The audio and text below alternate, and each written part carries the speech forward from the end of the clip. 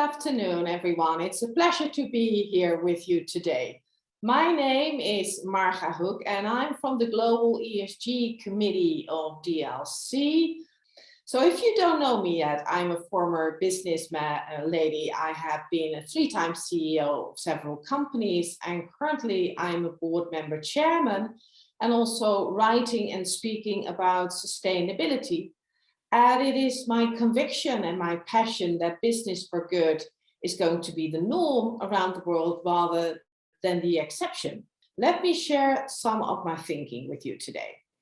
So for starters, if we look at the world currently, we have actually overused it. It's beyond its limits.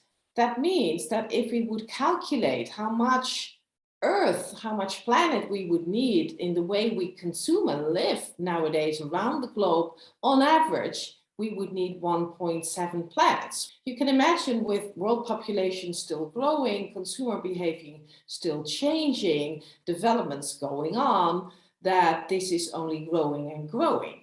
And that means that we have to shift the way we live, the way we produce, the way we consume dramatically. Now I'm talking only about resources, but of course that applies to all the assets of the world being ecological, social, and financial. But one of the examples that always touches people's feelings as well is the fact that if we don't dramatically change, then by 2050, actually, can you imagine, we will have more plastic in the oceans than fish. And that is because we recycle only around 8%, not more. So the majority of our economy is actually not sustainable at all. So we need to repurpose and go into a completely different direction.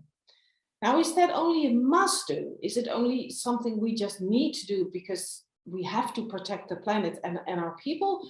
Or are there other reasons? Well, in 2015, the world jointly set course in a different direction. And what you see here are the 17 Sustainable Development Goals.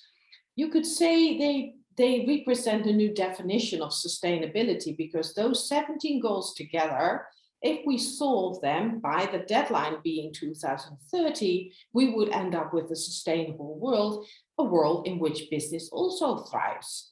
And those 17 SDGs relate to topics like beating hunger and poverty, but also to beating climate change, making sure that we circulate resources, about partnerships, about cities consumption, but also topics like gender diversity, for instance. All these things matter hugely, not only for humankind and the planet, but also to business. And for that reason, in 2015, when 193 countries around the world agreed on these Sustainable Development Goals, business actually played a huge role and participated. Well, since that time, I've been speaking and writing a lot about how these SDGs actually help business to navigate to a different direction in a profitable way. So these SDGs are hugely important. Now, it's not only because we want to protect people and planet and solve these SDG for the sake of the planet, but also for the sake of business. You could even say that the Sustainable Development Goals need business as much as business needs the Sustainable Development Goals. Now, how does that work actually? We have calculated with the Global Business Commission that actually this is a $12 trillion business case. Imagine if you would think about the world in terms of the biggest economies by revenue, the 100 biggest economies around the world by revenue, 69 of those are companies and not countries. So you can imagine the power of business is huge, and it's tremendously important that we use that power for good. And since there's so many business opportunities, there's actually no reason not to do it, because by now, sustainable companies and investments have proven to outperform non-sustainable ones. Not only that, also to show much higher growth numbers. To give you an example, Unilever, for instance, only buys sustainable brands simply because of the reason that 1.69% faster they grow compared to non-sustainable brands. So it actually makes more business sense, you see. Now here's, for instance, four, you could say, domains or sectors or areas in which huge growth opportunities occur. So for instance, food and agriculture is very important. Imagine that currently 1/3 of food produced is actually not consumed.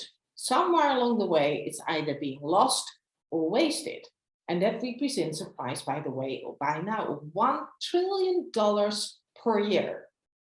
Now, companies that come up with solutions to prevent food loss or waste, all those companies, they can count on huge growth numbers. Cities, by now, more than half of people live in cities, but by 2050, that will be 78%. So by far the majority of people live in cities. But of course, these cities have to be livable. They have to have sustainable mobility, and they have to be clean in terms of CO2 and smog. All companies with solutions in that area, huge growth opportunities. Resources and materials, let me touch on that in a minute. And health and well-being, by now, obesitas in the world is a bigger problem than lack of access to food. There's also this notion of the circular economy. And that's part of the 12 trillion. To be precise, $4.5 trillion growth opportunities is related to circular economy solutions. And that comes along with a new opportunity of 6 million new jobs around the world. And this is interesting. Why? Simply because a circular economy in which resources circulate, literally nothing gets lost, no waste, and materials have to circulate in the economy as much times at a highest level possible. Whereas before, we would take in materials, producing, and then waste. That means that a circular economy is actually labor-driven rather than resource-driven. And that means that there's simply a lot more to be done.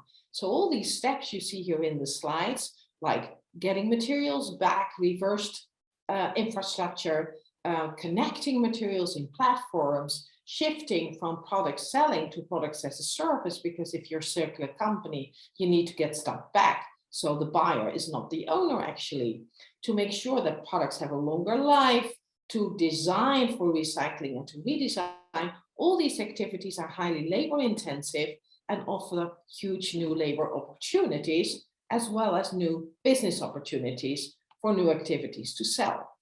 Now, how does business think about these topics? If you know that given these sustainable development goals, the majority of the world is actually either orange or red on the majority of those goals. If you know that business is hugely powerful, if you know that time is scarce, and if you know that there's new growth opportunities, if you contribute to solve these SDGs, then what is the direction? Well, the direction is of what I call net positive impact. And that means that by the mere existence of your company, if your company grows, that's actually a good thing for people and planet. So let me give you an example.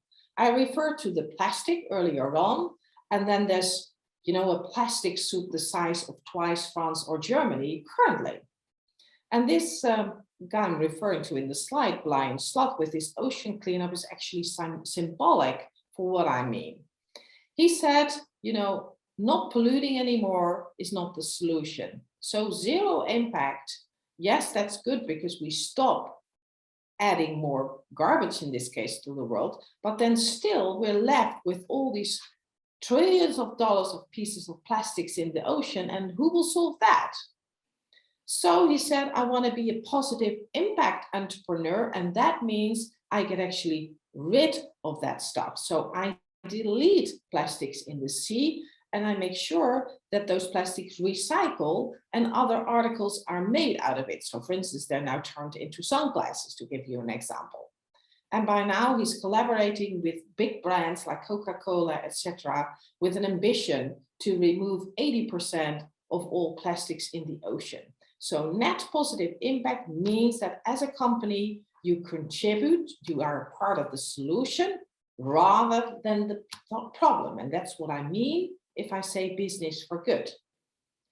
Now let's address a couple of simple examples so you know what I mean in terms of companies. So this is a small Malaysian company, and they came up with something simple as stickers with a kind of, they are biodegradable, of course, but they cause a reaction by fresh vegetables and fruit that extends the shelf life of those foods for 14 days, and so stay fresh 14 days longer. You can imagine that on the one hand, this company has huge growth potential because you can imagine the amount of retailers that want to buy this product. And on the other hand, it solves food waste to a huge extent because 14 days is a lot for fresh food. And of course, we need to feed many more people on Earth. So it has a great impact on the world and people. And it also has a great business case and a great growth opportunity. And that's what I mean with business for good. So a company you all know, Adidas, for instance, actually works together with companies like the Ocean Cleanup, says, you know, I'm going to use my power to the consumer. This is very interesting. I mean, everybody likes the brand, or most people do, want to buy things from them, sports materials and sports sneakers. And they have actually upcycled plastic waste to shoes. In 2018, they've actually sold 5 million shoes, by now 11 million shoes. And now you can't get a hold of shoes like that because they can't produce as much as they sell. So you see my point, it's a huge growth market. And in this case, Adidas is doing multiple things at a time. They touch in a new market, they play on a consumer demand, but also they use their brand to create consumer awareness in terms of sustainability, which is hugely appreciated. And they grow faster with a high profitability. So those are all pluses and a good reason to do it. Interface is another inspiring company. They're based in the US. They're actually a listed company. They had the same journey. So first they went on the mission zero and said, we don't want to harm the world by growing. So before we decoupled growth and impact, but now we want to rejoin them because actually we want, if our company grows, that the world is better off because of it. And they did two things. One was to start what they called climate take back. And that means that they said, you know, besides not emitting any carbon anymore in a zero carbon economy, then we're still left with billions of tons of carbon that has to be taken away. Think the parallel with the plastic. We'll find a way to use it as a resource for our carbon. So actually now they are taking carbon away. Another project they're doing is what they're called networks, saying, you know, we have to buy secondary materials. We want to be a circular company, but we want to grow. So even if we take all our carbons back, we still need more resources. And so after a long journey, collaborating with the Zoological Center in London, they actually found that they can buy all the discarded fisher nets that used to be ghost nets in the ocean, where we have a lot of rare coral and fish, etc. They buy all these nets from the fishermen in Cameroon and the Philippines where they started.